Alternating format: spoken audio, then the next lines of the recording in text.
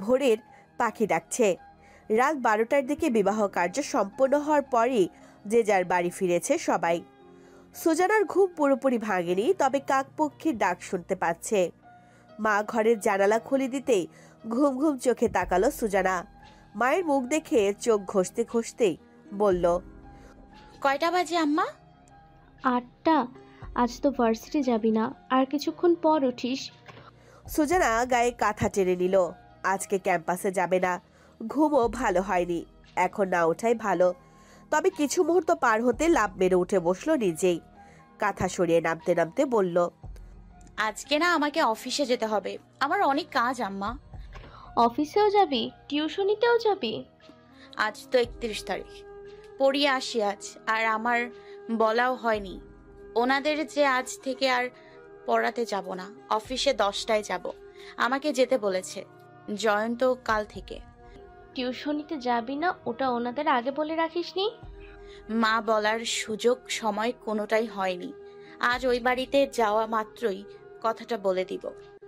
ওনারা কষ্ট পাবেন না? ধীরে সুস্থে বলে দিলে কি হতো? কষ্ট পাবেন না, সাইফ ভাই তো বলল অন্য কেউ পড়াতে যাবে কাল থেকে। আমি আবিদের আম্মুকে বুঝিয়ে বলবো। যা ইচ্ছা তাই কর। সুজানা মুখ হাত ধুয়ে দোতলায় চলে গেল। কলিং বেল বাজাতেই রাশেদা বেগম দরজা খুলে দিলেন। সুজানাকে দেখে বললেন, তোকে ডাকতেই যাচ্ছিলাম। সাইফ ভাই এখন আছে? হ্যাঁ, এখনই বেরিয়ে যেত। যা কথা বলে আয়। সুজানা সাইফের ঘরের দিকে পা বাড়ালো। সাইফ ফাইলপত্র গোছানোর সময় সুজানা দরজায় টোকা দিল। আসবো? আয়, ফোন এসেছে। না, এখনো ফোন আসেনি। 9টায় দেবে তাহলে। অফিসের বস কি মহিলা? নইলে চাকরিটা তোর হতো না। থ্যাংক ইউ, আম্মাকে এজন্যই রাজি করাতে পেরেছি। ওই বাড়িতে বলে দিয়েছিস? না, আজ বলবো। ভাবছি ওনারা যদি রাগ করে। রাগ কেন করবে? ওনারা কি তোকে 10,000 টাকার বেতন দেবে? আজব। ওই অফিসে অনেক ছেলে মেয়ে কাজ করে, আমার বিশ্বাস আছে তুই পারবি। আজ কোনো দিন কম, কোনো দিন বেশি থাকতে পারে, সব কিছুর আগাম প্রস্তুতি থাকা দরকার। আচ্ছা, থ্যাংক ইউ। তুমি না থাকলে কি যে হতো। সাইফ হেসে তার মাথা চাপড়ে দিয়ে বেরিয়ে যেতে যেতে বলল, বড় হয়ে গেছিস সুচু, তাই তোকে বিয়ে দিয়ে দিব। তোমার মাথা। আমার মাথায় নয়, সত্যি। বিয়ে তুমি করো, আমার বান্ধবীকে বসিয়ে রেখে আমার বিয়ে খাওয়া হচ্ছে। তোর বান্ধবীকে তোর বিয়ে খাওয়াবো? ধ্যাত। সাইফ হাসতে হাসতে বেরিয়ে পড়ল। রোজা এসে বলল, এই আপা, তোমার বরের ছবি দেখাও। কে বরটর? কে বলেছে এসব কথাবার্তা হলেই বড় হয়ে যায়? আর একবার এসব বললে মেরে গাল লাল করে দিব, পিয়াত্তব। রেগে বেরিয়ে গেল সুজানা। রোজা খিক করে হেসে উঠে বলল, আম্মা সুজু আপা রেগে গেছে। হ্যাঁ হ্যাঁ, মেয়েটা একদমই বিয়ে টিয়ের কথা শুনতে চায় না, আজব মেয়ে একটা। সুজানা 3 তলায় গিয়ে ঘরে পা রাখলো। রান্নাঘরে গিয়ে চা নাস্তা খেয়ে ঘরে গিয়ে সাদা আকাশি রঙা ব্যাগটা খুঁজে বের করে মেশিন ঘরে পা রাখতে সাজিয়া বেগম বললেন, কি ওটা? কাজ আছে আম্মা। আন্টির ব্লাউজগুলো আর কতদিন লাগবে? অনেক কাজ, সবগুলো একসাথে দেব। এগুলো কার? সুজানা অভিকে ট্রাকস্যুটটা বের করে রাখলো, বলল, ওই বাড়ির ছোট কর্তার লুজ হয়, তাই ফিটিং করতে হবে। ওদিকে রাখ, করে দেব। না। কেন? তোমার দক্ষ হাতের কাজ বুঝে যাবে, আমাকেই করতে হবে। বুঝতে পারলাম না। উনি আমাকে করতে বলেছে আম্মা। সেলাই তো আমি করি। আমি কি করে বলবো কেন বলেছে? তোমাকে কষ্ট দিতে চায় না, তাই বোধ হয়। তুমি সরো, আমি করে নিব। পারবি না? আমাকে দে। আম্মা, স্যারের আদেশ মানতে হয়। আচ্ছা, সাবধানে কিন্তু। সন্দিহান চোখে চেয়ে রুম ত্যাগ করলেন সাজিয়া বেগম। সুজানা ট্রাকস্যুটটা ফিট করে আগাগোড়া দেখলো। অনেক জায়গা কুচকে গেছে, গেলে যাক, তাকে করতে বলেছে কেন? এসব কি তার কাজ? ঘড়ির কাঁটা 10:30টার ঘরে। রোদের মাত্রা তীব্রতর। শাঁসা করে এগিয়ে যাওয়া গাড়ির পেছনে ধা করছে ধুলো। পথচারী আর মানুষের কোলাহলে ব্যস্ত শহরে পথ ধুলে জর্জরিত সুজানা কয়েকবার কেশে নিল। সে অফিসের ঠিকানায় পৌঁছেছে বেশ খানিকক্ষণ। সাহস পাচ্ছে না এগোতে। পাশেই বসে আছে ক্লান্ত ক্ষুধার্ত একটি কুকুর। জিহ্বা বের করে সুজানার দিকে তাকিয়ে হাঁপাচ্ছে। সুজানার মায়া হলো। ব্যাগের ভেতর থেকে বাটার বন বের করে ছুঁড়ে মারল কুকুরটির দিকে। কুকুরটি গপাগপ খেয়ে তেড়ে এলো সুজানার দিকে, ঘেউ ঘেউ করা শুরু করে দিল। সুজানা দোয়া দরুদ পড়ে বলল, কি সর্বনাশ! তোকে খেতে দিলাম বলে আমার দোষ হয়ে গেল। যা দূর হ। কি আজব ব্যাপার! দ্রুত রাস্তা পার হয়ে গেল সুজানা। কুকুরটিও সাথে সাথে রাস্তা পার হয়ে গেল। সুজানার পেছন পেছন ছুটল লেজ নেড়ে নেড়ে। সুজানা বিড়বিড়িয়ে বলল, মহা বিপদ তো! কেন আমার পেছনে লেগেছিস ভাই? কুকুরটি ঘেউ ঘেউ করতে লাগলো। সুজানা চোখ তুলে সাদা বিল্ডিংটার দিকে তাকালো। দোতলায় যেতে বলেছে। পাশে বিশাল একটি শোরুম। সাদা কাচ বাঁধা দরজা খুলে কেউ একজন উকি দিল বোধহয়, আবার চলে গেল। সুজানা অফিসের উদ্দেশ্যে পা বাড়ালো। কুকুরটাকে দেখা যাচ্ছে না আর। গাড়ি বারান্দা পার করে দ্রুত সিঁড়ি বেয়ে উপরে চলে যাওয়ার সময় স্যুট বুট পরা দুজন পুরুষ মানুষকে দেখলো, কথা বলতে বলতে নেমে আসছে। সুজানা সাইড চেপে দাঁড়িয়ে পড়ল। লোক দুটো তার দিকে তাকিয়ে চলে গেল। সুজানা দোতলায় উঠতেই হ্যাংলা পাতলা একটা ছেলে আসলো। সুজানাকে ছেলেটা একটা অফিস রুমে নিয়ে গেল। অনেকেই ডেস্কে বসে আছে, ল্যাপটপে মনোযোগ। সুজানা সবাইকে ঘুরে ফিরে দেখে নিল। সুজানা ডেস্কে গিয়ে বসার কিছুটা পরই দরজা দিয়ে রূপবতী এক মহিলাকে ঢুকতে দেখা গেল। পরনে মেরুন রঙা বোরকা, মাথায় সোনালি রঙা ঝমকালো হিজাব, প্রসাধনী ও হিজাবের উপর পরিহিত অলংকার। সুজানা ভেবে নিল ইনি নিশ্চয়ই কোনো মডেল হবে। মহিলা চলে গেল কর্মীদের সাথে কথা বলতে বলতে। সুজানাকে কিছু পরেই ডাকা হলো। অফিসের দরজা খুলতেই কিছু আগের দেখা সে মহিলাকে দেখে খানিকটা চমকালো সুজানা। ইনি কি Nilasha Majumdar? May I come in? আসুন। সুজানা ভেতরে পা রাখতেই নীলাশা মজুমদার চোখ তুলে তাকালো, কলম ঘুরিয়ে বলল, সাইফ ওয়াহিদের বোন আপনি? জি। গুড। উনি আপনার কথা বলেছিল। বসুন। আপনার পোর্টফোলিও নিয়ে এসেছেন সাথে করে? আই মিন রিসেন্ট ডিজাইন করেছেন এমন কিছু? জি এনেছি। দেখান। জি। সুজানা ডিজাইনগুলো দেখাতে উনি বললেন, আরও ইমপ্রুভমেন্ট দরকার, বাট নো প্রবলেম। আপনার টিম লিডার আপনাকে গাইড করবে। আপনি কাল থেকে জয়েন করবেন। আর এখন আমি আমার সেক্রেটারিকে বলে দিচ্ছি, ও আপনাকে অফিস ঘুরিয়ে দেখাবে। আমাদের এখানে সবাই স্টুডেন্টরা কাজ করে, আপনার কোনো সমস্যা হবে না। সুজানা মাথা দুলালো। আপনি সিইউতে পড়েন? জি। গুড। রাজন, ওনাকে সবটা ঘুরিয়ে দেখাও। আর গাড়ি আসলে খবর পাঠিয়ে দেবে, নইলে আমার দেরি হয়ে যাবে। সুজানা উঠে এলো। অফিস থেকে বেরিয়ে বড় সড় দম ফেলল। বাবারি, দমটা আরেকটুর জন্য তার আটকে যাচ্ছিল। আসরের নামাজ কালাম সেরে চায়ের আড্ডা বসেছে কুঠির বাড়িতে। অনা আর আবিদ টিচার আসবে না তাই খুশিতে দলছুট খেলছে। আহনাফ, আজাদ আর আজিম সাহেব মমতাজ বেগমের সাথে বসে খোশ গল্পে মেতেছিল। সবার কাজের ছুটি মিললে মাঝে মধ্যে এমন গল্প স্বল্পের আসর বেশ ভালোই জমে ওঠে তাদের। কত শত কথার ঝুপড়ি মেলে তখন। বাচ্চাদের ছোটাছুটি দেখে তাদের সতর্ক করলো আঞ্জুমা বেগম। আজাদ সাহেব ডাকলো, ভাই চা খেতে আসো, দৌড়াদৌড়ি রাখো, আজ কি ওদের মাস্টার আসছে না? সালমা বেগম টি টেবিলে ট্রে রাখলেন, বললেন, কাল বিয়ে বাড়ি থেকে গিয়ে ঢুসে ঢুসে ঘুমাচ্ছে নিশ্চয়। আমার ব্লাউজগুলো কখন আনবে কে জানে। ও বিয়ের সাথে নাকি এখন করবে না। ওর মা কাল ক্লাবে আমায় বলল, বিয়ের কথা শুনলেই নাকি কেঁদে কেটে সাগর বানিয়ে ফেলে। আর ওদিকে বড় ভাবি ছোটর মতো ছেলের বিয়ে নিয়ে উঠে পড়ে লেগেছে। সুজানা ভারী ফেসে গেছে। আর এদিকে আমাদের অভিটার কি হবে? সবাই সুজানার মতো হবে নাকি? আমি সেটা কখন বললাম? পড়ালেখা করে ওরকম মেয়ে সহজেই বিয়ে নিতে চায় না আজকাল। পড়ালেখা শেষ করতে চায় আর কি। আশিকও বিয়ে শাদী করবে না বলে অনেক কাণ্ড কারখানা করেছে। শেষমেশ যাও রাজি হলো সুজানা বেঁকে বসেছে। আমরা তো এখানে আসলে কেউ কিছু বলতেও পারি না। আমি পড়ালেখা করে ওই রকম মেয়ে অভির জন্য আনবো আপা। তোমার বড় ভাবিকে সুজানার জন্য হা করে বসে থাকতে বলো। আজিম সাহেব চায়ের কাপে চুমুক বসিয়ে বলল, কথাবার্তা কত দূরে গিয়েছে? অত এগোয়নি। মেয়ের পক্ষ থেকে এখন স্পষ্ট উত্তর আসেনি, তাই কিছু বলা যাচ্ছে না। সুজানাকে রাজি করানোর দায়িত্ব তো আনিকার। আজ না হোক কাল তো বিয়ে করতেই হবে। তাছাড়া ওদের তো ভালোই লাগবে। কথা এত দূর গেল আমি তো জানি না। আমাদেরকে তো কে এত সব জানানোর প্রয়োজন মনে করে দাদু ভাই? সীমা কি বলছেন এসব? আওয়াজ করছি না কারণ মর্জিনা একটা কথাকে 10 কান করে তাই। আজ বাড়িতে নেই তাই বলছি। সুজানার মাই বারণ করেছে আপাতত ব্যাপারটা খোলাসা না করতে। উনি সিদ্ধান্ত জানাবেন খুব তাড়াতাড়ি। আর কথাবার্তা হয়ে পরবর্তী ভাঙন হলে মানুষে মেয়েকে ঘিরে আজে বাজে কথা বলে। তাছাড়া ওর বাবা নেই, তাই ওর মা চিন্তায় থাকে আর কি। সুজানার পুরোপুরি সমর্থন পেলে উনি জানাবেন বলেছেন। ভালোই, তোমার ভাইয়ের বউয়ের চোখের প্রশংসা করতে হয়। ভালো মেয়েকেই পছন্দ করেছে ছেলের জন্য। সুজানার তো আর কোনো ছেলে পেলে পছন্দ নেই। কথাটা কি আমাকে বললেন মা? আমি পছন্দ করি অমন মেয়ের ছেলে পেলে পছন্দ থাকে? বৌমা, এখানে সুজানা আর আশিকের কথা হচ্ছে, আমার দাদু ভাইয়ের নয়। কেন তুমি ওকে টানছো শুধু শুধু?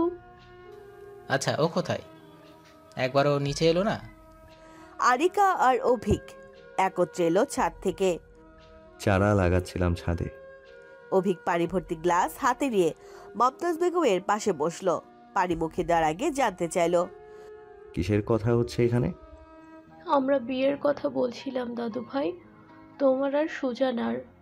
পানি ছুটে গিয়ে সামনে ছিটকে পড়লো অভিকের মুখ থেকে। কেসে উঠতেই সালমা বেগম ছুটে গিয়ে মাথায় চাপড় দিতে দিতে বলল, আহ মা, কিসব বাজে বাজে কথা বলেন? ওহ, আমার ভুল হয়ে গেছে দাদু ভাই, কথাটা ওভাবে বলতে চাইনি। সুজানা আর আশিকের বিয়ের কথা বলছিলাম। কাশি আরো দ্বিগুণ বেড়ে গেল। কাশতে কাশতে দাঁড়িয়ে পড়ল অভিক। সবাই ব্যতিব্যস্ত হয়ে পড়ল মুহূর্তে। সালমা বেগম দোয়া দরুদ পড়ে ফু দিয়ে বলল, ও মা, হুট করে কেমন কাশি উঠে গেল অফি? চোখ মুখ লাল হয়ে যাচ্ছে। অফি একটু বস, হুট করে কাশি কি করে উঠে গেল? বস না। অভিক বসলো। কাশতে কাশতে গলার শিরা ফুলে উঠেছে। সদর দরজা মেলে দ্রুত ঢুকে এলো সুজানা। বলল, ইস, খুব দেরি হয়ে গেল, রিক্সা পাচ্ছিলাম না আজ তাই। পরক্ষণে বাড়ি ভর্তি লোককে দেখে একসাথে খানিকটা বিস্ময় নিয়ে প্রত্যেকের দিকে তাকালো এক এক করে বিমূঢ় চোখে। থমকে গেল রক্তবর্ণে রঞ্জিত অক্ষিপট চোখ জোড়ায়। কয়েকটা শুকনো ঢোক নেমে গেল স্বর্ণালীর নিচ দিয়ে। ওনার চোখ মুখের অবস্থা এমন কেন?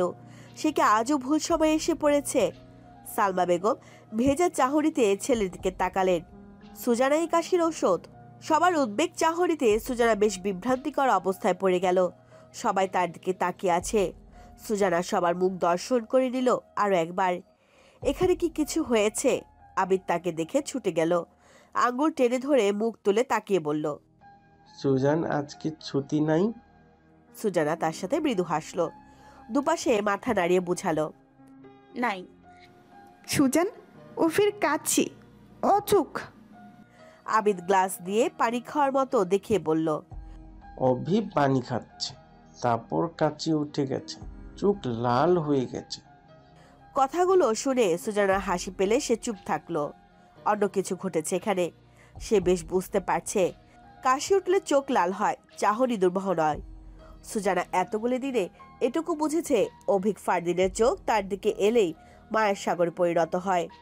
সুজানা সেটাকে সংজ্ঞায়িত করতে গিয়ে দ্বিধায় পড়ে বারবার। ছাত্রী হিসেবে স্নেহের চোখে অবশ্যই দেখতে পারে, কিন্তু অবশ্য চাহনিতে সেই তাকায় যার প্রবল অধিকার বোধ থাকে। কিন্তু সুজানা কি এমন করেছে? আজকাল তার অনুপস্থিতিতে তাকে নিয়ে বিস্তর আলোচনা হয়, তা বেশ বুঝতে পারছে সে। আরে, ওখানে দাঁড়িয়ে আছেন কেন? আসুন। আনিকার কথায় ধ্যান ভাঙল সুজানার। আবিদের হাত ধরে এগিয়ে যেতে খুক খুক করে কেসে উঠল অভিক। সে আবারও থেমে গেল। সালমা বেগম ছেলেকে হাত ধরে টেনে সোফায় বসালেন।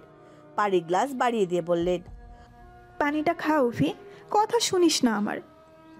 অফি, তোমার বেশি অচোখ। হ্যাঁ, অচুক। আপনি ম্যাডামকে নিয়ে উপরে যান, অনেক খেলেছেন আজকে। আচ্ছা সুজান, চলো চলো। সুজানা তাদের সাথে যাওয়ার সময় আরো একবার তাকালো পিছু, তারপর সোজা হেঁটে চলে গেল। সুজানা যেতে মমতাজ বেগম বড়সড় একটা দম ফেলল। সালমা বেগম বললেন, মা, আপনি কথা বলার সময় একটু হুঁশিয়ারে বলবেন, মুখে যা আসে তাই বলে দিলে তো হয় না। বৃদ্ধা পানের মধ্যে সুপারি আর চুন লাগাতে লাগাতে বললেন, হ্যাঁ, আমিই ভুল, তুমি সঠিক বৌমা। ছোট খোকা, তোর বউকে বলে দে চোখ কান যেন খোলা রেখে চলে। কিছুদিন বাদে তো ছেলের বউ আসবে, নিজেও শাশুড়ি হতে যাচ্ছে। আমার চাইতেও খারাপ শাশুড়ি যেন না হয় তোর বউ। বলে তিনি চলে গেলেন ধীর পায়ে হেঁটে। সালমা বেগম আজিম সাহেবের দিকে তাকালো, বলল, মা কি বলে গেল? মায়ের বয়স হয়েছে, সব কথা কানে নিতে নেই সালমা। সবগুলো পড়া একেবারে শুরু থেকে পড়িয়ে দুজনকে ছড়া পড়তে দিল সুজানা। ওরা বইয়ে আঙুল টিপে পড়তে পড়তে সুজানার দিকে মুখ তুলে তাকালো। সুজানা বলল, একটা কাজ করতে পারবেন সুজানের জন্য? তারা উৎসুক হয়ে তাকালো। সুজানা ব্যাগ থেকে অভিকের চাক সুইটারটা শপিং ব্যাগ বের করে বলল, এটা চাচুকে দিয়ে আসুন। অভি? হুম। সুজান অভির জন্য কাপড় আনছে? হুম। আচ্ছা। না, আমি যাব। আচ্ছা আচ্ছা বাপু, দুজনেই নিয়ে যান, এক্ষুনি চলে আসবেন কিন্তু। হ্যাঁ। ওরা দুজনেই চলে গেল দৌড়ে। কিছু পরেই ফিরে এলো ব্যাগটা হাতে নিয়ে। সুজানার দিকে বাড়িয়ে দিয়ে বলল, অভি বলছে নিবে না। কেন নেবে না? এটা ঠিক করে দিয়েছি তো। বলবেন এটা সুজানা নিয়ে যাবে না। আর না, অভি বলছে সুজানকে দিতে। আমাকে যেতে? হুম। কপালে হাত দিল সুজানা। ব্যাগটা কেড়ে নিয়ে বলল, ওকে যাওয়ার সময় দিব। হাত ভর্তি ইমিটেশন চুড়ি আর নতুন কানের দুল, নাকের দুল পরিহিত মর্জিনা ট্রে নিয়ে ভেতরে প্রবেশ করলো। টেবিলের ওপর ট্রে রেখে বলল, বাপের বাড়ি থেকে মাত্রই ফিরলাম। এই বাড়ির মানুষ আমাকে ছাড়া আন্ধা, বুঝলা? আপনাকে তো আজ সুন্দর লাগছে। ছোট বাবুও বলছে আমাকে নাকি নতুন মেহমানের মতো লাগতেছে, কিন্তু মেহমান ভেবে কেউ তো আর বসে বসে একবেলা খাওয়াবে না। নতুন শাড়িটাও বদলাইতে পারলাম না, কাজ আর কাজ। বাপরে বাপ। নাও তোমার খানা, খাইয়া লও। মর্জিনা যেতেই আবিদ গাল চেপে হেসে বলল, মুর্জিনা লাল শাড়ি পরছে। আল্লাহ, ওটা দাদু। মুর্জিনা দাদু। সুজানা আবারও হেসে উঠে গাল টেনে দিয়ে বক তুলে চুমুক বসাতে ব্যতিক্রমী স্বাদ লাগায় নাক মুখ কুচকে নিল। টের পেল তা কফি নয়। এত সুন্দর হয়েছে চায়ের রংটা, তাও বিষাদ ঠেকল সুজানার কাছে। ঠিক ওই চোখের চাহনি যেমন ছিল। রান্নাঘরে বাজার ঢোকায় আনিকা আসতে পারল না। মর্জিনার মাধ্যমে খবর পাঠালো সুজানা যাওয়ার আগে যেন দেখা করে যায়। সুজানা অনা আর আবিদকে পরিয়ে মাথায় হাত বুলিয়ে আদর করে দিল। কখন আবার দেখা হয় তাদের সাথে। তারা এত আদরের মানে বুঝল না, তবে খুশি হয়ে সুজানাকেও শক্ত করে জড়িয়ে ধরল। সুজানা তাদের আদর করে শেষে অভিকের ঘরের দিকে উকিচুকি দিল। ঘরটা হালকা আলোকিত। জানালার বাইরে বহুদূরে সন্ধ্যার তারাবিহীন খোলা আকাশ দেখা যাচ্ছে। রিগেল রকিং চেয়ারটা দুলছে। সুজানা ভেবেছিল হাওয়ায় দুলছে ওটি। খেয়াল করে দেখলো আসনটি একজন দখল করে বসে রয়েছে। বুঝতে বেগ পেতে হলো না কে হতে পারে। নিশ্চিন্ত মনে প্রশ্ন করলো, ট্রাক সুইটটা কি রিডিং রুমে রেখে যাবো স্যার? দুলতে থাকা রকিং চেয়ারটার স্পিড কমে এলো। কিছু পরে চেয়ার ছেড়ে দাঁড়ালো অভিক। হেঁটে গিয়ে ঘরের বাল্ব জ্বেলে দিয়ে বলল, ভেতরে আসুন। সুজানা ভেতরে পা রাখলো। অভিক ফোনের চার্জার সরিয়ে ল্যাপটপ চার্জিংয়ে রেখে বলল, বেডের উপর রাখুন। আপনার পারিশ্রমিক কত? সুজানা ব্যাগটা বেডের উপর রেখে বেরিয়ে যেতে উদ্যত হয়ে বলল, ওটার জন্য পারিশ্রমিক লাগবে না। দাঁড়ান, যাবেন না। সুজানা সত্যি সত্যি গেল না, দাঁড়িয়ে থাকলো। তবে ধাতে ভীষণ লাগলো তার। আর জীবনও কোনো কাপড় চোপড় নিয়ে যাবে না সে। যদিও আজকের পর এই বাড়িতে কখন আসবে সে জানে না। অভিক ড্রেসিং টেবিলের ড্রয়ার খুলতেই বেড সাইড টেবিলে কেঁপে উঠল ফোনটা। বেজে উঠল। ড্রয়ার থেকে সাদা কাগজ নিয়ে ফোনটার দিকে তাকিয়ে এক পলক সুজানার দিকে তাকালো। সুজানা জড়সড় হয়ে দাঁড়িয়ে আছে। অভিক ফোনটা রিসিভ করে লাউড স্পিকার করে দিল। সাইফ ওয়াহিদের এ সময় কি প্রয়োজন হতে পারে? দুপাশে সালাম আদান প্রদান হলো। সুজানা অন্যদিকে মনোযোগ রেখেছে। আচমকা পরিচিত গলার আওয়াজ শুনে স্তব্ধ হয়ে গেল সে। সাইফ ভাই ফোন করার সময় আর পেল না। অভিক ফারদিন বলছি। আপনি সাইফ ওয়াহিদ? জি, আপনার সাথে কিছু কথা ছিল। বলুন। আমাদের টিমের একজন সদস্য আপনার বাচ্চাদের পড়িয়েছে গত 1 মাস। কাল থেকে অন্য একজন যাবে। অভিক সুজানার দিকে অত্যাধিক বিস্ময় নিয়ে তাকালো। সুজানা তাকে পিছু করে কাচুমাচু করে দাঁড়ালো। যিনি পড়াতেন উনি কেন আসবেন না আর? ও হ্যাঁ, তার অন্য কোথাও চাকরি হয়েছে, সে টিউশনিটা করতে চায় না, তাই কাল থেকে একটা ছেলে যাবে পড়াতে। আশা করি আপনাদের কোনো সমস্যা হবে না। জি, রাখতে পারেন। কলটা টুটটুট করে কেটে গেল। সুজানা ধীরে ধীরে সামনে ফিরল, চোখ ফ্লোরে রেখে বলল, আমি বলতে যাচ্ছিলাম আবিদের আম্মুকে, কাল যিনি পড়াতে আসবেন তিনি আমার চাইতেও ভালো পড়েন। নিচে যান, আপুর সাথে যা বলার বলে নিন। আপনার পারিশ্রমিক নিচে গিয়ে হাজির হবে। সুজানা মাথা নেড়ে রুমের বাইরে বেরিয়ে গেল। অভিক দরজার কাছে গিয়ে দাঁড়িয়ে তার যাওয়ার দিকে তাকিয়ে নিঃশব্দে ডাকলো, সুজানা, আমার প্রশ্নের উত্তর। সুজানা শুনলে নিশ্চয়ই ফিরত। সুজানার বক্তব্য শুনে সবাই অসীম বিস্ময় নিয়ে তাকালো একে অপরের দিকে। সবার বিস্ময়কর চাহনি দেখে সুজানা বিভ্রান্তিতে পড়ে গেল। সবার প্রতিক্রিয়া দেখে মনে হচ্ছে সে কোনো অপরাধ করে ফেলেছে। আনিকা মুখ খুলল অনেকক্ষণ পর, ভার মুখে বলল, মাত্র তো 1 মাস পড়ালেন, এটা ভারী অন্যায় হয়ে যাচ্ছে সুজানা। চাকরির পাশাপাশি ওদের পড়ানোটা খুবই টাফ হয়ে যাচ্ছে, নইলে যে করেই হোক পড়াতাম। সমস্যা নেই, ওদের যে পড়াবে উনি অনেক ভালো পড়ায়। সালমা বেগম এতক্ষণ চুপ ছিলেন, এবার সামনে এসে বলল, তোমাকে দেখে তো মনে হয় ভাজা মাছ একদম উল্টে খেতে জানো না। টিউশনে ছেড়ে দেবে এটা তো একবারও কাউকে বললে না। একটু ভালো পড়ায় বলেছে তাই দাম বেড়ে উঠে গেছে, তাই না? সুজানা কাচুমাচু করে মাথা নামিয়ে নিল। পেছন থেকে বৃদ্ধা ডাক দিয়ে বললেন, ছোট বৌমা, মেয়েটা তোমার বাড়িতে আর আসবে কেন এভাবে বলছো? শেষবার একটু মিষ্টি করে কথা তো বলতে পারো। সালমা বেগম মুখ ঘুরিয়ে নিলেন। এই মেয়ে এই বাড়িতে শেষবার কখনই হতে পারে না। এই মেয়ে ওনাকে না জ্বালিয়ে এত সহজে ছাড়বে না, অসম্ভব। অনা আর আবির 2 হাতে মিনি কেক খেতে খেতে সুজানার কাছে এলো, বলল, সুজান কালকে আসবে না? সুজানা মলিন মুখে সবার দিকে চোখ বুলিয়ে খানিকটা নিচু হয়ে তাদের আদর করলো, বলল, আসবো কোনো একদিন, আপনাদের কি করে ভুলি। আচ্ছা। সুজানা মমতাজ বেগমকে সালাম করে বলল, আসি দাদু, ভালো থাকবেন। চুলের রং কিন্তু খুব গাঢ় হয়েছে। আমার ছোট দাদু ভাই এনেছে মেহেদিটা, ভালোই রং।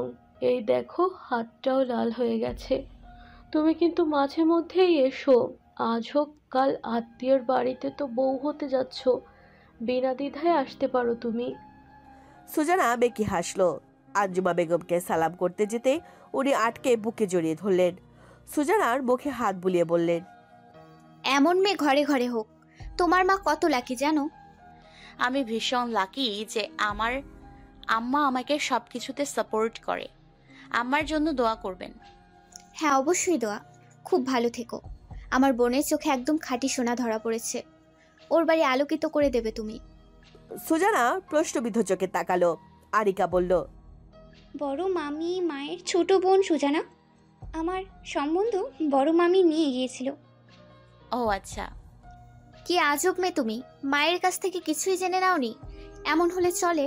বিয়ে, স্বামী আর সংসার, এগুলোর জন্যই তো নারী জাতিদের এত লড়াই, এত সংগ্রাম। তোমার মাকে দেখো, অবশ্য এখন এই বয়সটাতে ওসব গুরুত্বহীন মনে হতেই পারে, তবে একদিন অনেক দূর অবধি শেকড় গেলে না, পিছু ফিরে তাকাতেই হবে, মুখ ফিরিয়ে রাখতে পারবে না আর। সুজানা বড়সড় একটা দম ছেড়ে দিল খুবই গোপনে। পিছু ফিরে তাকালে সে শুধু একটি নক্ষত্র দেখতে পায়। ওই সেগুন বাগিচার বৃষ্টি ভেজা শেষ বিকেলটার তার জন্য দায়ী।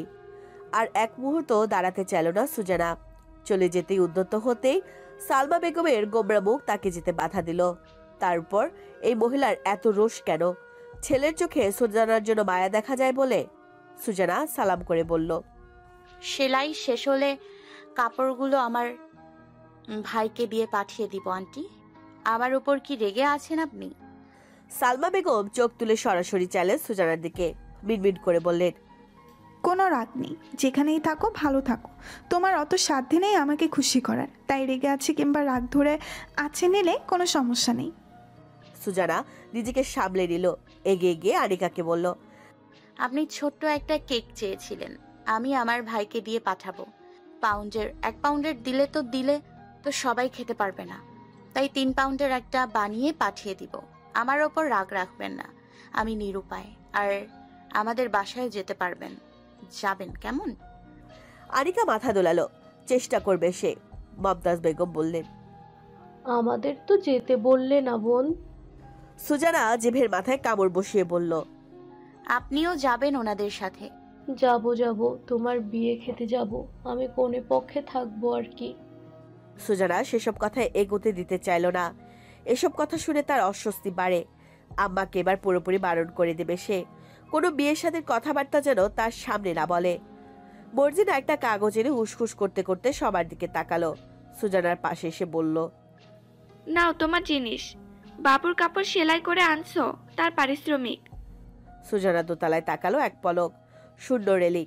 কাগজটা নিয়ে হাতের মুঠোয় পিষে নিয়ে বলল, আসি কেমন বাবুরা, আসি। অনা আর আবিদ কার্টুন দেখা বন্ধ করে সুজানার দিকে চাইলো পিটপিট করে। সুজানা দরজার কাছে গিয়ে আরো একবার ফিরে চাইলো। অজানা কারণে চোখ দুটো ভিজে উঠছে বারবার, যেন নোনা জল উতলে উতলে উঠছে। বন্ধনহীন মানুষগুলোর জন্য মনটা কেমন করছে। বন্ধন থাকলে কি হতো? দ্রুত পায়ে বেরিয়ে গেল সে।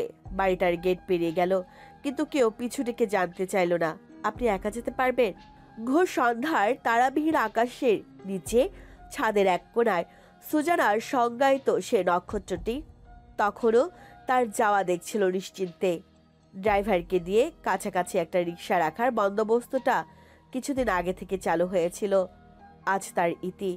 রিক্সা পাওয়ার বাড়িতে পৌঁছতে দেরি হলো না সুজানার। কারোর সাথে কোনোরূপ কথা না বলে রুমের দরজা বন্ধ করে বিছানায় শুয়ে পড়েছে ক্লান্তি মেটাতে। হাতের মুঠোয় কাগজটা রয়ে গেছে এখনো। খুলতেই একটা 100 টাকার নোট পেল। সামান্য কাজটার জন্য 100 টাকাও অনেক বেশি। অকারণে চোখের কোণায় এসে জমা জলটুকু মুছে সুজানা কাগজটা ভালো করে মেলল সন্দেহের সাথে।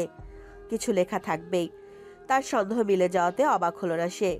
কাগজটা মেলতেই দেখলো লেখাগুলো ভেসে উঠল গুটি গুটি অক্ষরে। নতুন জীবন, নতুন চাকরি, সবকিছুর জন্য শুভকামনা। পড়াশোনায় মনোযোগ রাখবেন। চেনা জানার খাতিরে আপনার পরীক্ষার খাতাটা আমি আলাদা করে খুঁজে নিতে পারি, কিন্তু লেখার চাইতে বেশি নম্বর দিতে পারি না। আপনি আমার একটা ভালো ছাত্রী সুজানা, আপনার উপর বিশ্বাস আছে আমার। সুজানা কাগজটা মুছড়ে নিল। ডুকরে কেঁদে উঠল আপনা আপনি।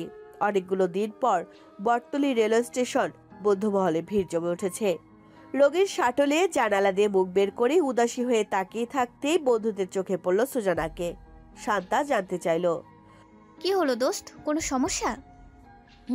অনেক নোট বাকি পড়ে আছে, অনেক পড়াও জমে গেছে। কখন কি করব কে জানে। পরীক্ষার দিনও এগোচ্ছে, এত প্যারা আর নেওয়া যাচ্ছে না। তুই ওসব নিয়ে ভাবছিস কেন? আমরা সবাই তোর দলে, অনেক পড়া জমিয়ে ফেলেছি। তাই বলে টেনশন করে মাথা নষ্ট করার কোনো মানে আছে? চাপলেস থাক দোস্ত। আজ থেকে তোর চাকরিতে জয়েন না। অভিক স্যারের বাড়ি টিউশনিটা ছেড়ে দিলি? তোর কিছু হয়েছে? আমি সাইফের কাছ থেকে শুনছি কিছু। কি শুনেছিস? কি বিয়ে টিয়ে নাকি? তার মানে বিয়ে জমবে? ওরে মেহুল, তোর আগে সুজানা তো। চুপ করবি তোরা, নাকি নেমে যাব? কোনো বিয়ে টিয়ে আমি এখন করছি না। হ্যাঁ, এটা সত্যি কথাবার্তা হচ্ছিল। মেহুলেরও তো এমন হয়। এখানে নাচানাচির কি আছে? তোরা চাস আমার বিয়ে হয়ে যাক এখন? একদম না বান্ধবী। তাহলে একদম চুপচাপ থাক। এক পড়ালেখা মাথা নষ্ট করে দেবে ভাই। তার মধ্যে তোরা বিয়ে শাদির কথা ভাবিস কি করে, তো সেটাই তো আমি বুঝি না। মেয়ে হলে এতক্ষণে আমি 4 বাচ্চার মা হইতাম শালা। কোনো কিছুর চাপ নাই, শুধু ওয়া সামলাইতাম। কিন্তু আফসোস, আমারে কেউ বিয়ে করার কথাই বলে না। সবাই হেসে উঠল একসাথে। সুজানাও হেসে উঠল তাদের সাথে। নিখিল হাসতে হাসতে বলল, মেয়েরা বিয়ে বললে নিজেরাই কাঁদে, আর ছেলেরা বিয়ের কথা বললে ছেলের বাপ মা কাঁদে। সবাই আরেক দফা হেসে উঠল। সুজানা হাসি থামিয়ে বলল, থামবি? সারাক্ষণ এমনি ফজলামি করিস? পুরোটা পথ বন্ধুমহলের মাতামাতি হাসাহাসির তালে কেটে গেল। ক্যাম্পাসে পৌঁছে ক্লাসের দিকে ছুটল সবাই সময় দেখে। সুজানা পুরো 3-4টা ক্লাস করলো এক নাগারে। একটা ক্লাসও তার মন বসল না। চায়ের ট্রের মাঝখান থেকে কফির মগটা নিয়ে অভিকের দিকে বাড়িয়ে দিলেন সালমা বেগম। অভিক কফিটা নিল এক হাতে, অন্য হাতে ফোন। সালমা বেগম উকি দিয়ে বলল, ফোনে কাকে দেখছিস? অভিক মায়ের প্রশ্নে চোখ তুলে তাকালো। ফোনটা দেখাতেই সালমা বেগম দেখলেন ইংরেজি ভাষায় কি কতগুলো লেখা। আজিমুল ফারদিনের পাল্লায় পড়ে লেখাপড়া ছেড়ে এই বাড়িতে বসতি করেছে সে কখন। পড়ালেখা সব ভুলার পথে, অত ইংরেজি মাথায় ঢোকে না আজকাল। অনা আর আবিদ এসে অভিকের গলা জড়িয়ে ধরল। ওপি টিকিট খেলবো। এখন পড়ার সময় জুনিয়র, রিডিং রুমে যান, টিচার আসবে। সুজান আনবে না। অন্য টিচার আসবে। না, যাব না। যাও, দুজন গিয়ে চুপচাপ পড়তে বসো, নইলে তোমাদের পাপাকেই ফোন দিচ্ছি। বলবো আসার সময় যাতে কিছু না আনে, খালি হাতে ফেরে। আম্মু পচা। হ্যাঁ পচা, যাও পড়তে যাও। সুজানকে বলবো খুব মার দিতে। সূচনা? ও সরি, মুখ ফসকে বেরিয়ে গেছে। অভিয়েদের কিছু বল। কলিং বেল বেজে উঠল তক্ষুনি। মর্জিনা দৌড়ে গিয়ে খুলে দিতে শ্যামবর্ণ হ্যাংলা পাতলা একটা ছেলেকে দেখে বলল, পড়াতে আইছো? জি। অভিক এগিয়ে গেল। ছেলেটা সালাম জানালো। আসসালামু আলাইকুম স্যার। ওয়ালাইকুম আসসালাম। আমি কি চিনি? আপনি চিনবেন না, তবে আমি চিনি। আমি কমার্স কলেজের স্টুডেন্ট। গুড জব, ভেতরে আসো। ওদের ধৈর্য নিয়ে পড়াতে হবে, ভীষণ দুষ্ট। পারবো আমি। All the best. টিচারের কাছে কোলে করে দিয়ে আসলো অভিক।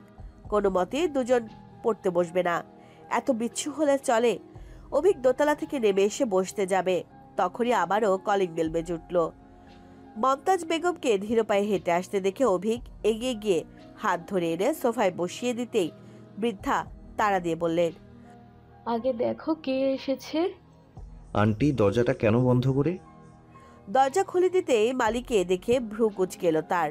মালিক কাগজের কার্টুন বাড়িয়ে দিয়ে বলল, বাবু, অল্প বয়সী এক ছোকরায় এটা দিয়ে গিয়েছে, বলছে সুজনা নাকি পাঠাইছে। অভিক কার্টুনটা দেখলো, নিয়ে গেল ভেতরে। মমতাজ বেগম জানতে চাইলেন, এটা কি দাদু ভাই? কেক সুজানা পাঠিয়েছে। তোমার জন্য? আমার জন্য কেন কেউ কেক বানাবে? তুমি একটা ভালোবাসা দাদু ভাই। অভিক কার্টুন খুলতে খুলতে আবারও হাসলো। কার্টুনটা খুলতে বেরিয়ে এলো একটা চকলেট কেক। আনিকা এসে বিস্ময় নিয়ে বলল, ও মা, কেক পাঠিয়েছে? এটা কই পাউন্ড হবে রে অভি? 4।